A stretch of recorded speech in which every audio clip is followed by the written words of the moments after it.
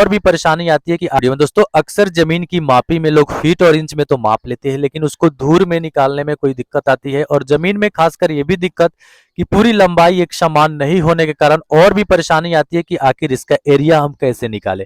क्योंकि एरिया तो आप आसानी से जब निकाल पाते हैं जब लंबाई गुने चौड़ाई का फॉर्मूला तब लगाते हैं जब उसकी लंबाई भी दोनों समान हो, चौड़ाई भी दोनों समान हो। लेकिन यहाँ पे तो दोनों ही डिफरेंट होता है और अक्सर खेत की मापी में डिफरेंट ही ज्यादा देखने को मिलता है। इंची टेप के माध्यम से आप कैसे मापी कर सकते हो। तो चलिए देर न करते हुए आज का ये वीडियो शुरू करते हैं।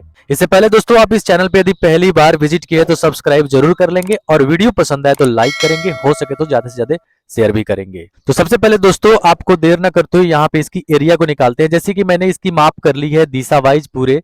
उत्तर दिशा में 15 फीट और दक्षिण दिशा में 13 फीट, दोनों तो समान है नहीं, डिफरेंट हो गए लंबाई का भी।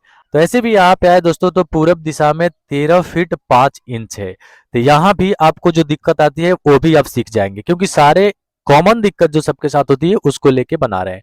तो चलिए यहाँ पे अब लंबाई ज्ञात करते हैं। तो लंबाई एक ये 15 और एक ये किसको किसको माने, तो लंबाई एक्चुअल करने के लिए हम एवरेज करते हैं। तो एवरेज करने के लिए दोनों को जोड़ के 2 से भाग देते हैं, ऐसा एवरेज होता है। जितने नंबर ऑफ संख्या है तो जैसे 13 और 15 और 13 है तो दोनों को जोड़ दिया और 2 से भाग दे दिया। तो यहाँ पे 14 फीट ये हो गया, लंबाई निकल गया। चौड़ाई आप तो ऐसे सिंपल निकाल सकते हैं, 14 फीट और 13.5 फीट बटा 2 करेंगे तो आपको 13.75 फीट आएगा।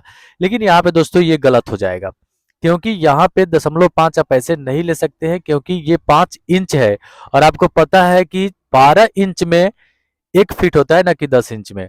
तो यहाँ पे हम इसको दूसरे विधि से करेंगे। तो जैसे कि इसको इंच में बदल देंगे, जैसे 14 को भी यदि हम इंच में बदलेंगे तो 14 में 12 से गुना कर देंगे तो 168 इंच आ जाएगा। सेम आप क्या करेंगे, प्लस यहाँ पे 13 को इंच में बदल देंगे और प्लस 5 जो इंच में है ही पहले से जोड़ देंगे, 161 हो गया। तो इंच में बदल के हम यदि दोनों को जोड़ते हैं तो यहाँ पे 329 इंच हो गया। अब इसका एवरेज यदि निकालते हैं तो 164.5 आ गया इंच में। तो लेकिन हम तो यहाँ पे फीट में पहला निकाले हैं तो कैलकुलेशन तो हमारा समान होना चाहिए ना, तो इसको भी फीट में बदल देंगे 12 से भाग देके तो 13.71 आ रहा है। यहाँ पे 7.5 न लेके 7.1 एक्चुअल आ रहा है, जो कि विधि के द्वारा। आइए अब एरिया को इस साइड में निकालते हैं। एरिया के लिए हमें लंबाई तो पता हो ही गया है 14 फीट, चौड़ाई भी हमें पता हो गया 13.71 फीट। अब एरिया बराबर क्या होता है, यानी कि हमें इसकी क्षेत्रफल निकालना है। तो लंबाई गुने चौड़ाई अब तो आसानी से कर ही सकते हैं। तो इस प्रकार से जब हम गुना करते हैं तो 191.94 आता है, लेकिन इसको 192 भी हम मान सकते हैं अप्रोक्स में, क्योंकि एकदम करीब है। 192 स्क्वायर फीट इसको बोलते हैं दोस्तों, क्योंकि जब 2 बार गुना होता है फीट फीट का तो feet into feet square feet, इसीलिए स्क्वायर फीट नाम पड़ता है। ये भी आप समझ गए होंगे। अब यहाँ पे तो ये तो माप मैंने निकाल लिया, 192 स्क्वायर फीट एरिया इसका निकल गया पूरे का। लेकिन दोस्तों यहाँ पे हम कितना दूर है ये हमें पता करना है, तो इसके लिए अब आपको बताते हैं। इसके लिए यहाँ पे हम ड्रॉ करके बताते हैं। दोस्तों कई एक स्टेट में कई एक मापी होती है। जैसे यहाँ पे असम की बात कर ले तो असम में एक कट्ठा जो होता है बराबर 2880 स्क्वायर फीट होता है। अब बिहार में क्या होता है, बिहार की मापी कुछ अलग है, एक कट्ठा बराबर 1361 स्क्वायर फीट होता है। ऐसे आप अपने स्टेट के देख लेंगे। वेस्ट बंगाल में होता है एक कट्ठा बराबर 720 स्क्वायर फीट।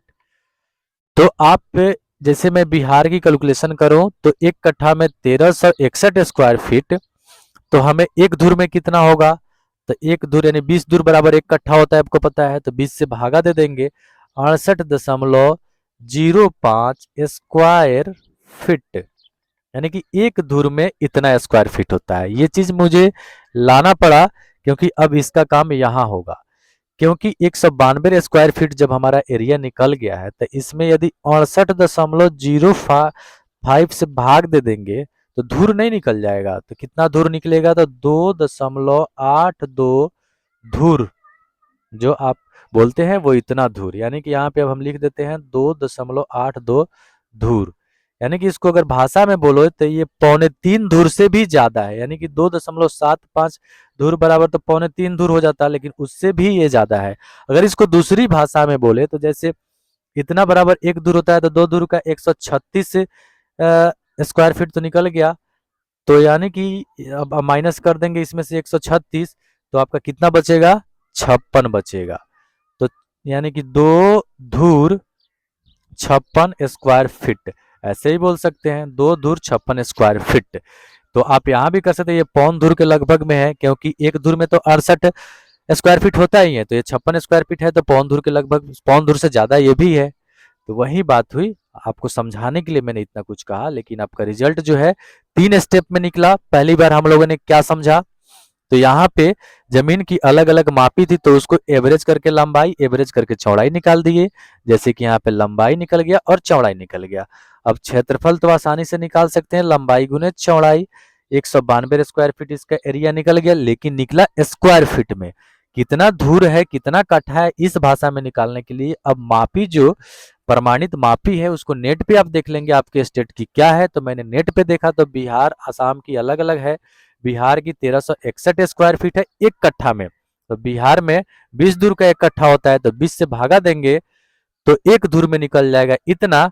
तो अब इसमें भागा देंगे तो धूर हमारा प्राप्त हो जाएगा। तो इस प्रकार से इतना धूर प्राप्त हुआ। 1 स्टेप, 2 स्टेप, 3 स्टेप, 4 स्टेप, और यहाँ पे फिर हम निकाले हैं 5 स्टेप। इतना आप याद रखिएगा, कंप्लीट आप आसानी से निकाल पाएंगे। दोस्तों उम्मीद करते हैं वीडियो पसंद आया होगा, किसी तरह की मिस्टेक भी दी हो गई हो कमेंट जरूर करेंगे, कोई आपकी सवाल हो तो कमेंट करेंगे।